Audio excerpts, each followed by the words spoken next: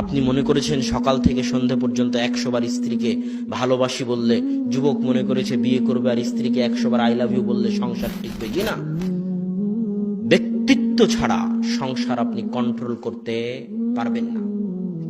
যদি ব্যক্তিত্ব দেখতে চান তাহলে আমি আপনাকে 1টা মিনিট ব্যক্তিত্ব দেখাই। আয়েশা রাদিয়াল্লাহু তাআলা আনহা বলছেন, কুন্না রাজা'না মিনাল গাজওয়াহ, আমরা একটা যুদ্ধ থেকে ফিরছিলাম মদিনাতে। সাকাতাতলি কিলাদাতুন, আমার গলার হার ছিল, গলার হার হারিয়ে গেল। এমন জায়গায় এমন সময় আমার গলার হার হারিয়ে গেল যেই জায়গায় পানিও পাওয়া যায় না, আর সালাতেরও সময় হয়ে গেছে, পানিও পাওয়া যায় না, সালাতেরও সময় হয়ে গেছে, হারও হারিয়ে গেছে, জনসমাজ মহাবিপদে। এই কথা যখন আমার আব্বা আবু বকর রাদিয়াল্লাহু তাআলা আনহুর কানে গেল, তখন আবু বকর রাদিয়াল্লাহু তাআলা আনহু আমার তাঁবুতে আসলেন, আমার কাছে আসলেন। এমত অবস্থায় রাসূল সাল্লাল্লাহু আলাইহি ওয়াসাল্লাম তার মাথা আমার উরু রানের উপর দিয়ে শুয়ে আছেন।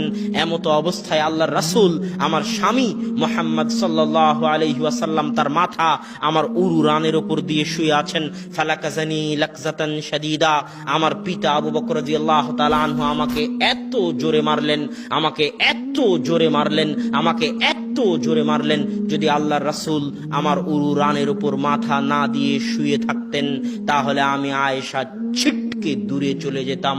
এত জোরে আমার পিতা আমাকে মারলেন।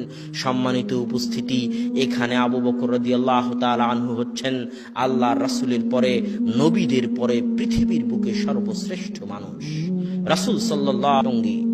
এখানে আয়েশা রাদিয়াল্লাহু তাআলা আনহা হচ্ছেন পৃথিবীর সর্বশ্রেষ্ঠ 4 জন নারী।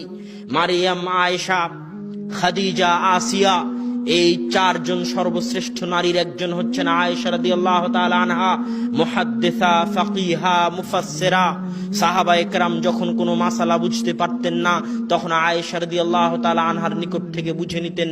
এত বড় জ্ঞানী, এত বড় বিদুষী রাসূল সাল্লাল্লাহু আলাইহি ওয়াসাল্লামের স্ত্রী আবু বকর রাদিয়াল্লাহু তাআলা আনহুর বিবাহিত মেয়ে। আরো উপস্থিত কে আছেন? মুহাম্মদ সাল্লাল্লাহু আলাইহি ওয়াসাল্লাম, যিনি পৃথিবীর সর্বশ্রেষ্ঠ নবী, নবীদের মধ্যে সর্বশ্রেষ্ঠ নবী। সর্বশ্রেষ্ঠ মানুষে সর্বশ্রেষ্ঠ নবীর সামনে সর্বশ্রেষ্ঠ নারীদের একজনকে মারতেছেন, পিতায় মারতেছেন, মেয়েকে মারতেছেন, বিবাহিতা মেয়েকে মারতেছেন, শ্বশুরে মারতেছেন, জামাইয়ের সামনে মারতেছেন। সে জামাই যেমন তেমন জামাই নয়, পৃথিবীর সর্বশ্রেষ্ঠ নবীদের একজনের সামনে মারতেছেন, সর্বশ্রেষ্ঠ মানুষে মারতেছেন, সর্বশ্রেষ্ঠ নারীকে মারতেছেন, বিবাহিতা নারীকে মারতেছেন, জামাইয়ের সামনে মারতেছেন। এর নাম ব্যক্তিত্ব। এত মহান ব্যক্তিত্বের অধিকারী ছিলেন আবু বকর রাদিয়াল্লাহু তাআলা আনহু। ব্যক্তিত্ব মানে হচ্ছে আপনি চললে আপনাকে দেখে 5-10টা মানুষ প্রভাবিত হবে, দেখে শিখবে।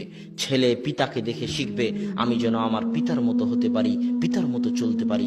স্ত্রী স্বামীকে দেখে শিখবে, স্বামী স্ত্রীকে দেখে শিখবে। এর নাম ব্যক্তিত্ব।